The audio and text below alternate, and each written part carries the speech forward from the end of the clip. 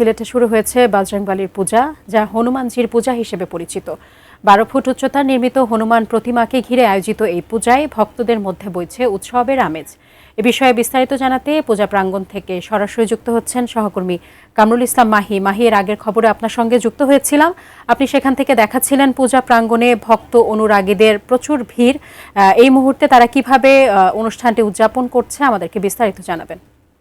কিছুক্ষণ আগেই অঞ্জলি প্রদান হয়েছে পূজা, এবং আমি এই মুহূর্তে পূজা প্রাঙ্গণের পূজার ভেতরের অংশ থেকে বাইরে পর্যন্ত প্রচন্ড ভিড় রয়েছে। ভক্ত অনুরাগী যারা রয়েছেন তারা এসে তাদের যে পূজার বিভিন্ন আনুষ্ঠানিকতা, সে আনুষ্ঠানিকতা তারা এই মুহূর্তে করছেন। এবং যদি জানিয়ে রাখি, সিলেটে যে বজরংবলী পূজাটি অনুষ্ঠিত হচ্ছে, অর্থাৎ হনুমানজির যে পূজা অনুষ্ঠিত হচ্ছে, সেই পূজা এবার কিন্তু সেই পূজাকে ঘিরে যে প্রতিমা নির্মাণ করা হয়েছে, সেই প্রতিমা কিন্তু এবার সারা বাংলাদেশের মধ্যে সবচেয়ে বড় যে প্রতিমা, সেই প্রতিমাটি সিলেটে নির্মিত হয়েছে। এবং যে পূজার যে আনুষ্ঠানিকতা সকাল 9টার পর থেকেই পূজার আনুষ্ঠানিকতা শুরু হয়েছিল।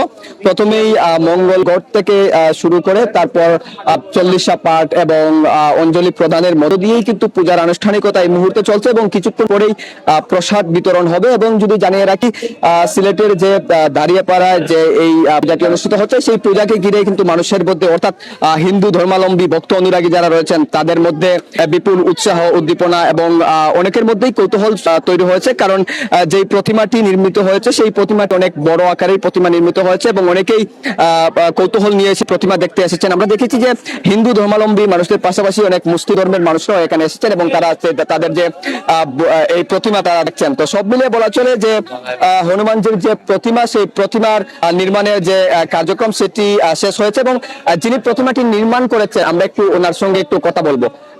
আপনার প্রতিমা নির্মাণ করেছেন হনুমানজির, এখন পূজা চলছে, কেমন লাগছে আপনার?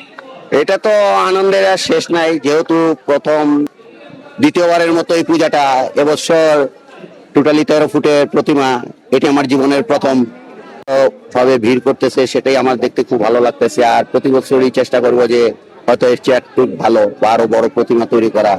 এটাই বাংলাদেশের সবচেয়ে বড় প্রতিমা। সাজি, আপনি শুনছিলেন যে যিনি দুলাল পাল যিনি প্রতিমা নির্মাণ করেছেন, তার কথা আমরা শুনছিলাম। তো সব মিলে বলা চলে পূজার আনুষ্ঠানিকতা চলছে এবং বিকাল 4টা পর্যন্ত এই আনুষ্ঠানিকতা চলবে।